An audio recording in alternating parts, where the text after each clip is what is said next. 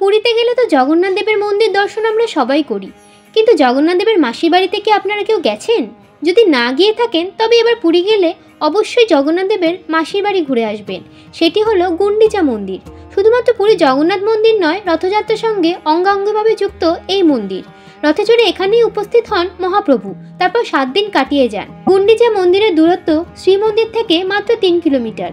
পুরীর রাজপথের 2 প্রান্তে অবস্থিত এই 2 মন্দির। সারা বছরই এখানে দর্শনার্থীদের ভিড় লেগে থাকে, তবে রথের সময় সেই ভিড় হয় চোখে পড়ার মতো।